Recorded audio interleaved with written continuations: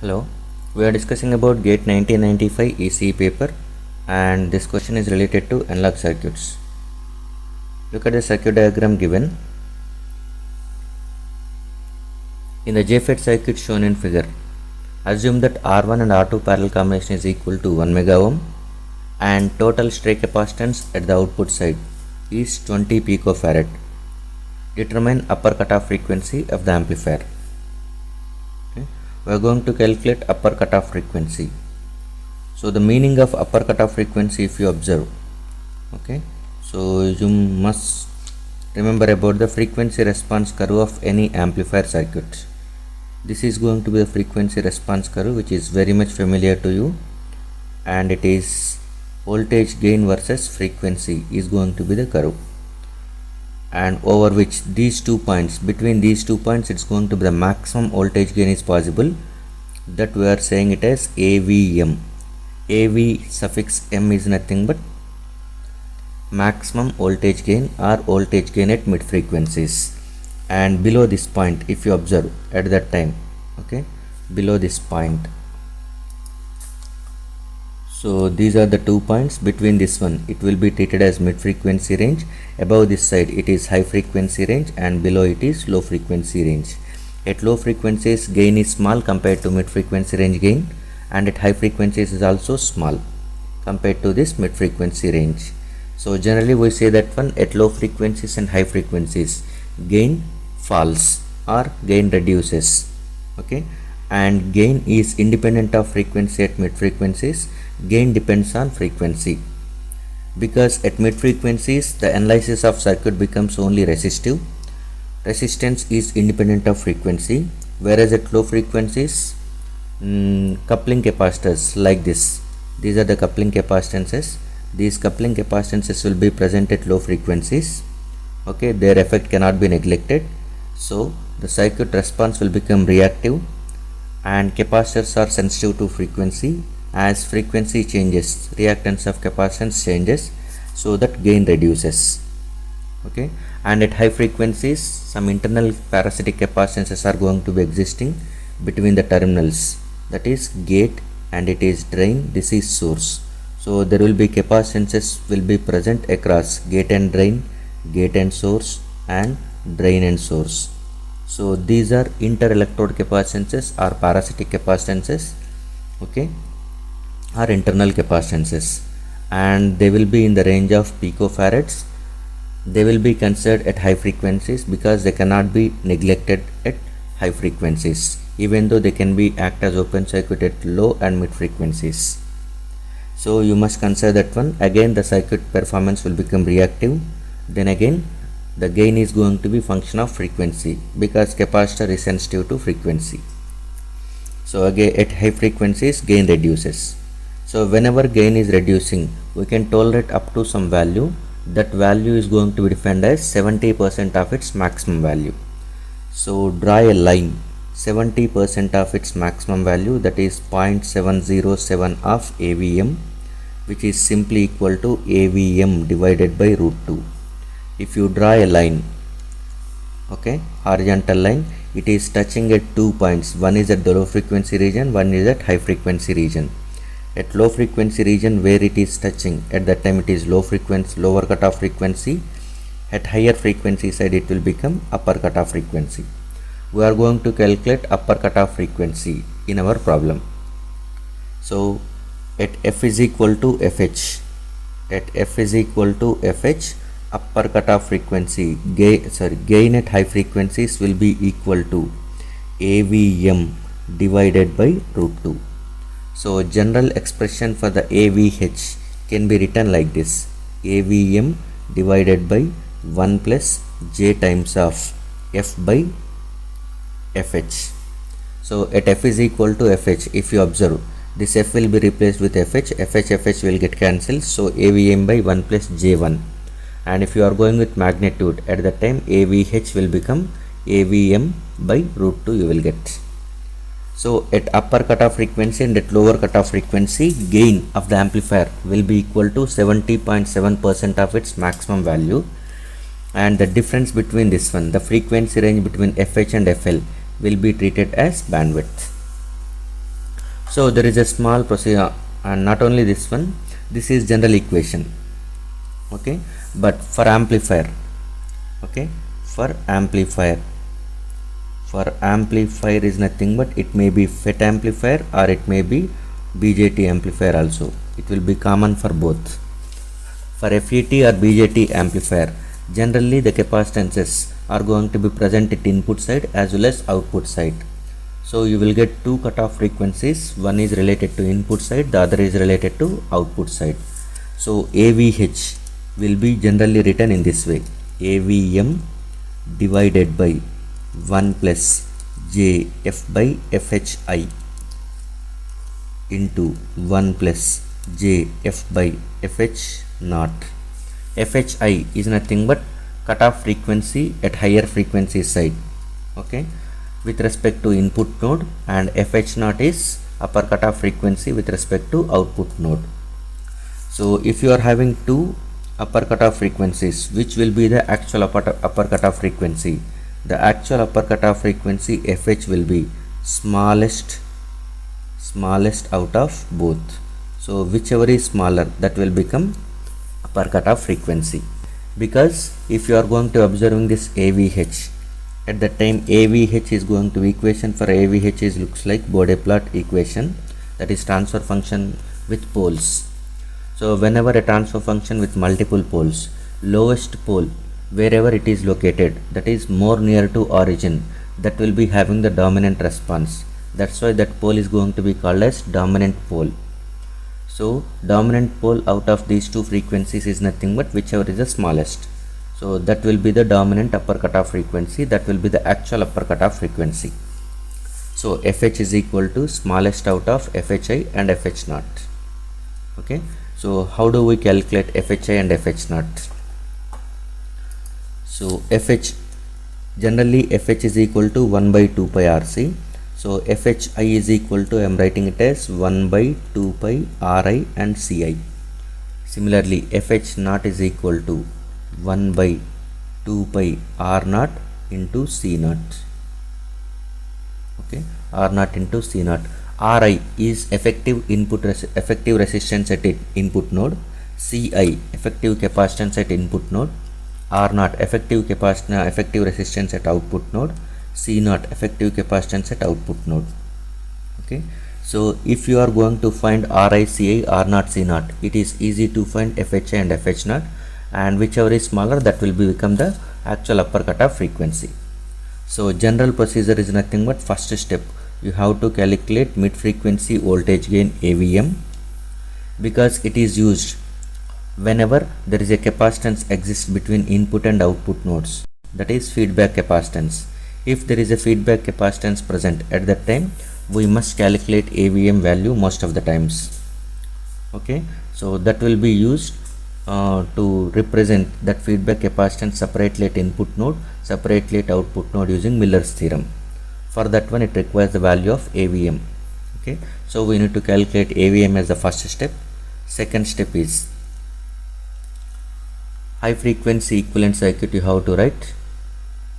Okay, from that one you have to identify what is the value of effective resistance at input side, effective capacitance at input side, effective resistance at output node, effective capacitance at output node. Then next step is nothing but calculate FHI and FH naught. Then identify the upper cutoff frequency, whichever is smaller. This is a procedure you should follow. Okay, now we are going for the same problem, how to calculate it. Okay, actually for this problem it is no need of AVM. Okay, but still we will see how to calculate AVM, because most of the gate problems have asked about the only mid frequency voltage gain. So for that one, directly you have to draw the small signal equivalent, you have to calculate the AVM. It is very easy for the FET amplifiers compared to BJT. Okay, so we'll see that one also. So first step, we'll calculate mid frequency voltage gain. First step is mid frequency voltage gain for the given circuit. Now,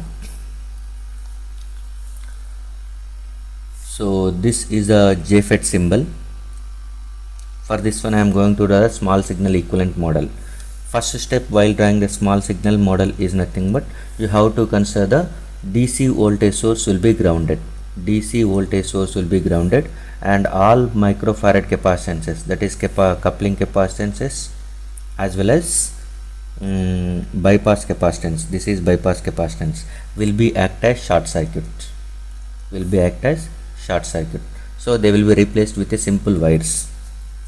Okay, first step is DC voltage source should be grounded and capacitances, microfarad capacitances are going to be act as short circuit and picofarad capacitance act as open circuit, so that no capacitance is going to be present in the analysis of mid frequency. So at mid frequencies circuit becomes purely resistive, hence the voltage gain whatever we calculate that will be constant over the entire range of mid frequencies. Okay, so step 1, we have to draw the small signal model by going with the assumptions. So this is JFET symbol and this is drain and it is source, this is gate. Okay, and if you are observing source, drain and it is gate, source is directly connected to ground through this capacitor since it is act as short circuit, so that it will be connected to ground. Second step is nothing but look at the drain side. Drain side, this capacitor is acting as short circuit, so that RL is directly connected at drain. RL is between drain and ground, so RL is between drain and ground. Next, this is RD. RD is also between drain and ground because DC voltage source is replaced with a ground, so that RD is going to be between drain and ground. So this is what you will get. And second step, next is nothing but you have to consider gate node. Across gate is connected towards R2, that is between gate and ground, and if you observe R1 also, that is also between gate and ground, so R1 and R2 will be in parallel. Okay, so I am writing a single resistance whose value is R1 parallel R2. And next, this capacitor is acting as short circuit, so that gate is connecting towards RS directly, so there is a resistor RS and it is connecting with VS. Okay, so since it will be bit confusing whenever you are going for the VS voltage at source, you may think, so that we will go with this as VI. Okay, it is VI plus minus. So this is what the equivalent circuit, small signal. Now if you want to calculate voltage gain, you have to replace this symbol. Okay, you have to replace this symbol with equivalent model. So the equivalent model for that symbol is gate and there is a current source at the input side followed by RD. Okay, it is small signal equivalent model of JFET, drain and it is source, and gate is connected with R1 parallel R2, so I am writing that one, which is nothing but R1 parallel R2, and this is connected to RS, which is connected across VI. Next, this is RL, RD, both are in parallel, so I am writing it as RL dash. So simply I am writing it as RL dash, and it has not given anything about the RD. Whenever it is not given, at that time it can be taken as infinity. So infinity is nothing but it is acting as open circuit. So the actual circuit diagram will be looks like this one.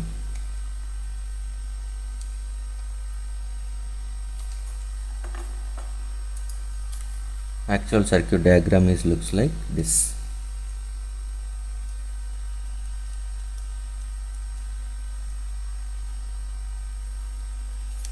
This is RL dash and voltage across this one is V0 and current flowing through this is GM VGS. VGS is nothing but voltage across this one, and it is RB RG, let us assume, and this will be RS. Okay, and it is V1. So V0 is equal to, you can write it as V0 is equal to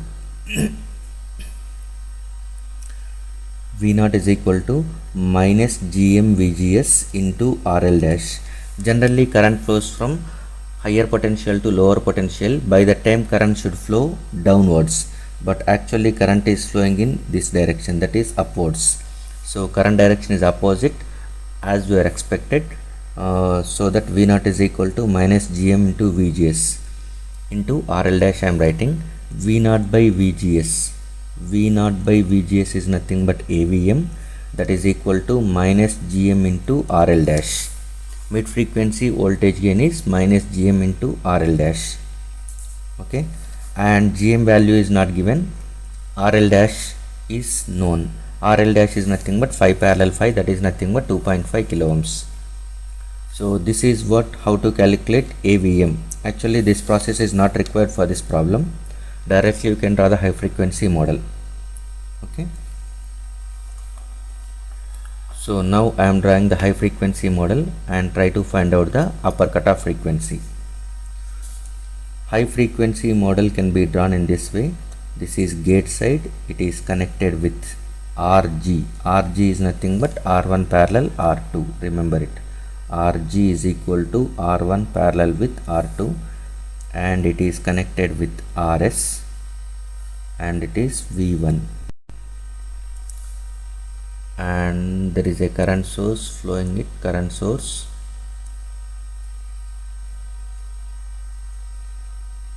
Gm VGS, and it is connected with RL dash.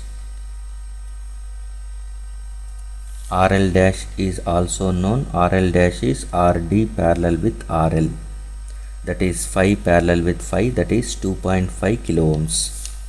Okay, and this is small signal model.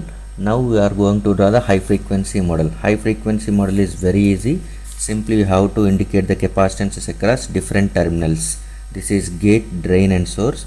So we are indicating a capacitance over here, and capacitance at this between these two terminals, capacitance at between these two terminals. This is CDS and it is CGS, and this is CGD. CGD is going to be feedback capacitance. This is going to be treated as feedback capacitance because this capacitance is going to be existing between input and output nodes. Okay, so whenever there is any parameter it is in between input and output node, that will be treated as parasitic, that will be treated as feedback. Okay, and while analyzing you must draw this, you must separate it for the input side separately and output side separately, so that you must use Miller's theorem. Miller's theorem. And whenever you are going with Miller's theorem, you have to draw in this way. There is a resistance Rg, and this Miller's theorem using, you can write as C1 at the input side equivalent, and it is in parallel with CGS. Okay, next at the output side drain side current source, and there is a capacitance, you can write it as C2, it is equivalent capacitance, and it is CDS in parallel with, and next we are drawing with RL dash. So this is after using Miller's theorem, you will get this one. So once you are getting this one, it is very easy to identify R0 and C0, Ri and Ci. Okay, so the values of this one, C1 is equal to CGD multiplied with 1 minus AVM, that is nothing but CGD into 1 plus Gm into RL dash, and C2 is equal to CGD into 1 minus 1 by AVM. So it will become CGD into 1 plus Gm RL dash divided by Gm into RL dash. Since Gm RL dash is very large compared to 1, so it will be approximated as CGD itself. So C2 will be equal to CGD itself. Okay, C2 will be approximated as CGD itself. Now we are going to calculate Ri, effective input resistance at. Effective input resistance is nothing but whenever you are looking into this side and input side should be shorted. Effective resistance can be calculated by making short circuiting the voltage source and open circuiting the current sources. So whenever you are making it equal, this is Vi is equal to 0, that is shorting the input source. So by that time it is Rs parallel with Rg. So Ri is equal to Rs parallel with Rg. Rg is nothing but R1 parallel R2. Next, Ci, input capacitance. Input capacitance can be calculated by going through only capacitances into consideration. These two are in parallel. Capacitances in parallel is nothing but they will get added. So that Ci is equal to C1 plus Cgs. C1 can be calculated using this one, and C2 can be Cgs is already given if it is given in the problem. So Cgs is not given, C1 is not calculated because Gm is not given. So input side, it is indirectly says that one, no need to consider input side. Okay, if you are able to identify, once you solve this type of problems 2 or 3, you can easily solve it in 2 minutes. So since it has not given Gm value and it has not given Cgs value, okay, and Cgd value, you cannot calculate Ci. Even though you can able to calculate Ra, you cannot calculate Ci, so that you cannot calculate Fhi.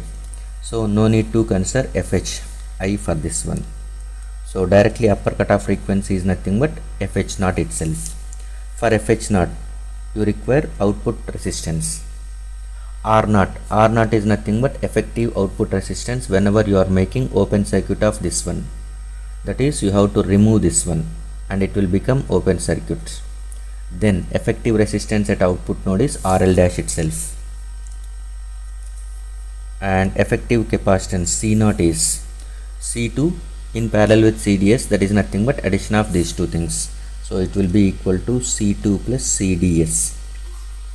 And it has given that one, the total stray capacitance at output node is equal to 20 picofarad. Here we no need to know about C2 and CDS, it is given directly as total stray capacitance as 20 picofarad, and RL dash is 2.5 kilo ohms. RL dash is RD parallel RL, so that is 5 parallel 5, that is 2.5 kilo ohms. Now you can calculate Fh0. Fh0 is equal to 1 by 2 pi R0 into C0.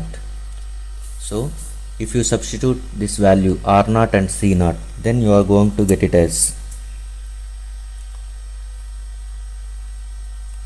then you will get this value as 3.18 megahertz.